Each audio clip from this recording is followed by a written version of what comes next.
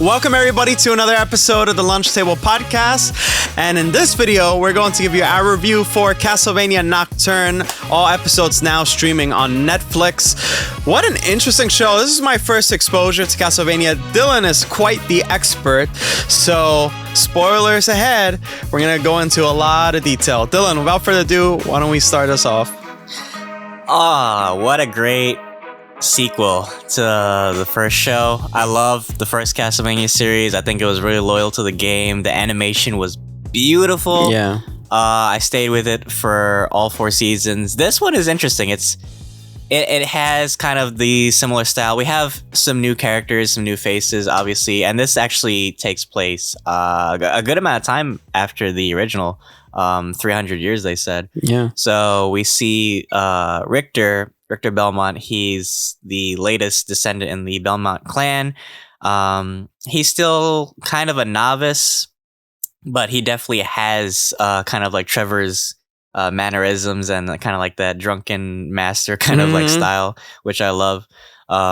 We have other characters like Maria. She's kind of like the Sypha of this crew. She can do like magic and stuff. We have Tara. She can like manipulate like the earth and make like cool, or I'm sorry, Annette, she can make like weapons out of like the earth and stone, and she can like conjure up like spirits and shit. I thought that was so cool. They do a great job of like world building in this show so much, and I love that this takes place in during the French Revolution, and it kind of reminded me almost of Underworld, Rise of the Lycans a little bit, when the vampires were kind of like the aristocratic class, right, and everybody was like kind of like the peasants or the slaves under it.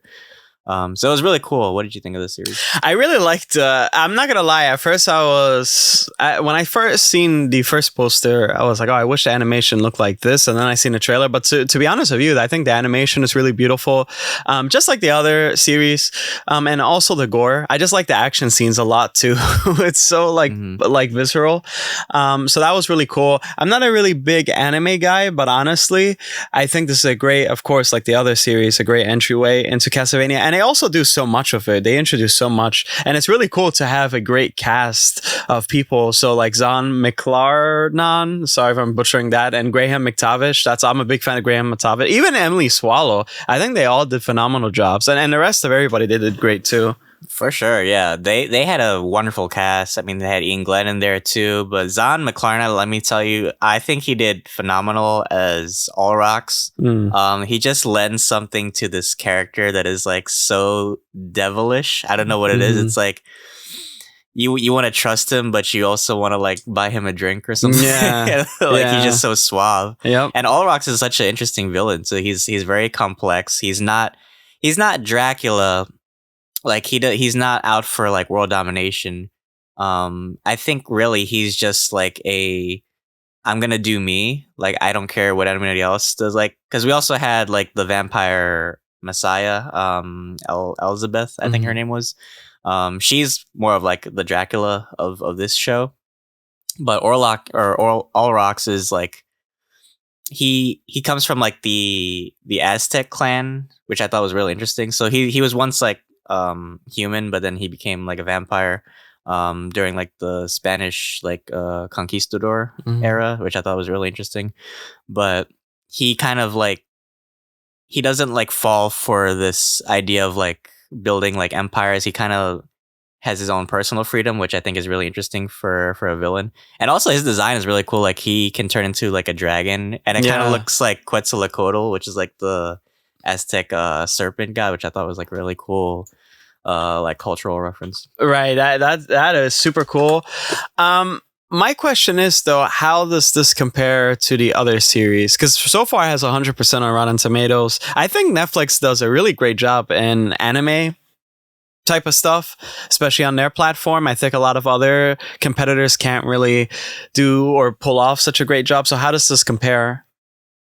It hasn't lost its touch, honestly. It's pretty epic. It still has the same like very stylized action that the other series had.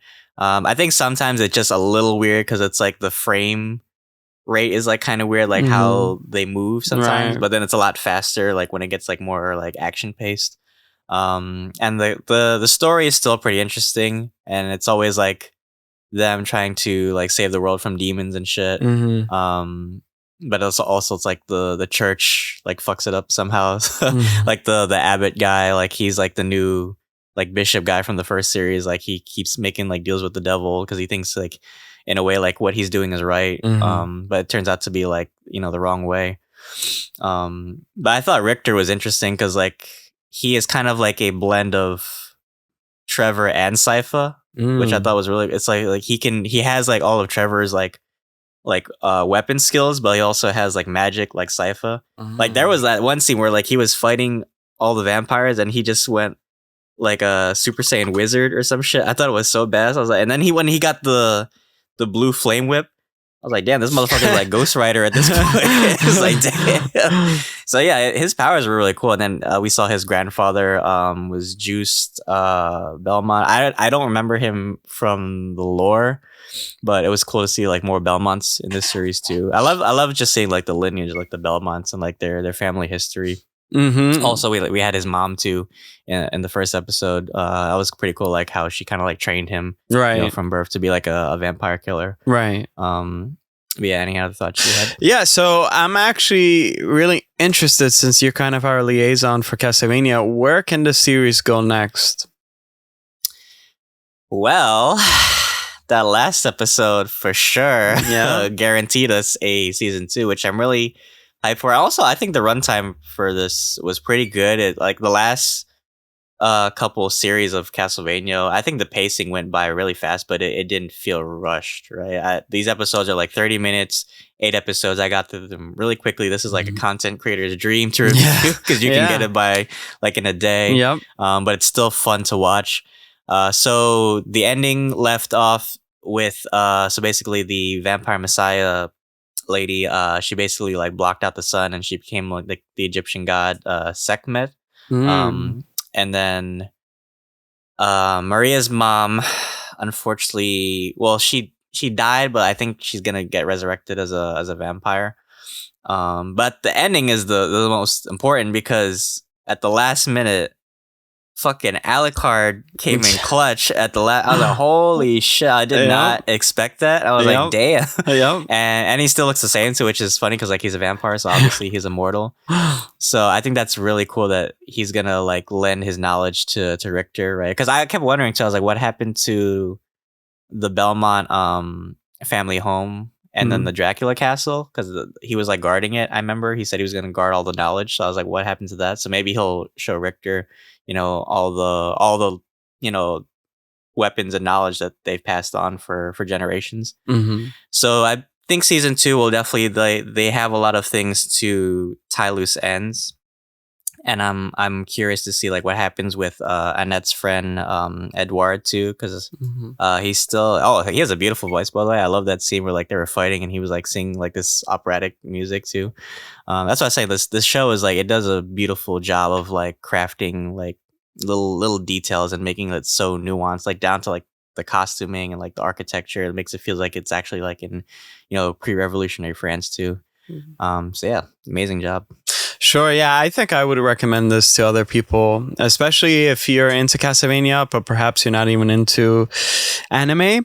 But of course, we had experience from before, and I know for sure this is a series that they keep wanting to push, and I think rightfully so. What would you rate this season? Oh, high marks for me. 9 out of 10. I really enjoyed it. I cheered, I laughed, I got weird looks in the bus. Funny enough, I was actually watching in the bus too. So. Oh, wow. But yeah, it was a really good show. Yeah, I think this is definitely one of Netflix's staple shows. I hope they continue to, you know, push it further, right? And it's really a staple in animation as well, like how much they do with this show. It's I mean, it's Western anime, obviously, but it's a great show, right? So 9 out of 10 for me. How would you rate it? Absolutely. I would rate it a 9 out of 10 as well. I really enjoyed it a lot. And I think the smaller digestible, like it's more digestible this way anyways. And I think this is kind of the formula for anime anyways. I mean, we got like One Piece and those episodes are like 20 something minutes, close to 30. So that coupled with, which is funny because you mentioned the frame rate thing. And that's actually a technique that's being used a lot now on different games and animation where they mix up the frame rates. And I think honestly, once you do that, it's like you're mastering not only the artwork, but you're also mastering the technical side. So I think it's really impressive, especially when this is just streaming. This isn't like on a 4K disc or something like that. This is straight to streaming. So that was really cool. In a way, it's also kind of referencing the games too with the frame rate. Yeah. So I think that's really, really interesting that you said that too. Yeah. It's like kind of meta in a way. But yeah, and it's also just a great opener for spooky season if you like horror too, right? Spooky Cookie. Spooky Cookie. I hate that name. Yeah. Akram doesn't like my mannerism. Spooky or Cookie. I hate it. I hate how it sounds. But guys, that is our review for Castlevania Nocturne. If you stayed to the end of this video, let us know what you thought of the series. If you enjoyed it or not, leave a comment down below. Help the channel out, leave a like on this video, and sub to the channel if you enjoy our content. We do plenty of other reviews for plenty of other anime shows, movies, TV series, game events, plethora of content, guys. But thank you so much, and until then, thanks for having lunch with us. See you guys.